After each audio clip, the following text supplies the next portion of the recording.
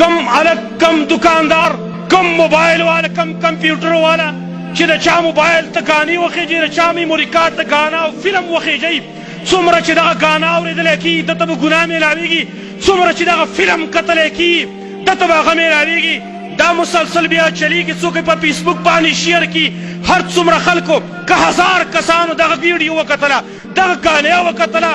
2000 کسانو دغه فلم وکوته دته ور 2000 کسانو د ګناهونو هغه پیټې بار کېږي ای زما وروڼه ولې خپل آخرت بربادوئ چې ګناه به بل څوک کوي او پیټې به تا ته میلاوېږي په قبر کې به پروت وي او د دې ځینې به ګناهونو تا ته درلېږلی کېږي په قبر کې به پروت وي خلکو ته به آخرت ته بعضې خلکو ته د نیکو تحفیظي ولې دلته خلکو ته خیر ښودلی دی دین یې ښودلی د دین نشر اشاعت یې کړی دی خلک به په قبر کې پراته په عالم ارواح کې به هغې ته نیکۍ نه ځي او بعضې بدبخته خلک چې نو هغه به په قبر کې پروت وي او چې څوک فلم ګوري بس د به هلته عملنامه کې لیکلی کېږي څوک ګانا اوري د به عملنامه کې لیکي لږ عقل نه کار اخیستل پکار دي زما وروڼه عقل زموږ نه چا واخیسته موږ کم عقل ولې شو ګناه سړی نه عقل اخلي سړی کم عقل کوي موږ نن د عقل نه بلکل خالي یو په دې هم پوهېږو نه چې دغه اور ته ځان په زور باندې ورارتل او دوی څه وایي یاره جي وایي موږ نور څه کاروبار شته تاسو نه تپوس کوم دا ټول خلک د ګانو دکانونه یې دي دا ټول خلک دا کاروبار کوي او زه تعجب په دې خبره باندې کومه چې د الله په خبره باندې زموږ یقین ولې نشته دی د رزق سیمواري خو زما الله اخیستلې ده وما من دابة في الارض الا على الله رزقها هیڅ یو زن د سر په ځمکه کې نشته دی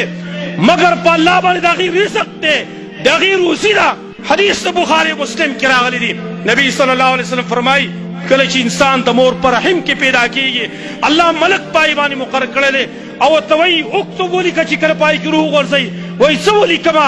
ولیکه د ده رزق ولیکه د ده نیټه ولیکه نیکبختي او بدبختي ولیکه د مور په رحم کې د ټولو انسانانو رزق لیکلی شوی دی او دی وایي یاره چې وایي زه به څه خورم وایي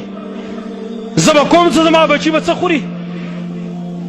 رزق هم الله درکوي او دی اوس حرام کاروبار کوي او بچي په حرام باندې پالي اوس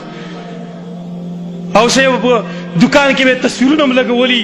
د بربنډو ښځو تصویرونه به یې هلته لګولي چې راځي خلک زما طرف ته مایله کېږي دا خواهش او دا شهوات دا خو لږ ساعت دپاره دي نبی صلی الله علیه وسلم مخکې موږ ته ویلي واکثرو ذکر هاضم اللذات دا شي تذکره ډېره زیاته کوئ چې کوم خوندونه ختموي چې هغه مرګ دی دا خوندونه ختمېدو واله دي ولې خپل آخرت بربادوئ خپل بچو د هغې وینه د هغې هډوکې او د هغې غوښې ولې د حرامو نه جوړوئ ایما جسد غذي بالحرام فالنار اولا به کم بدن ته چې غذا په حرامه میلاو شي دا ډېر لایق دی چې په اور باندې وسوځولی شي نبي صلی الله علیه وسلم فرمایي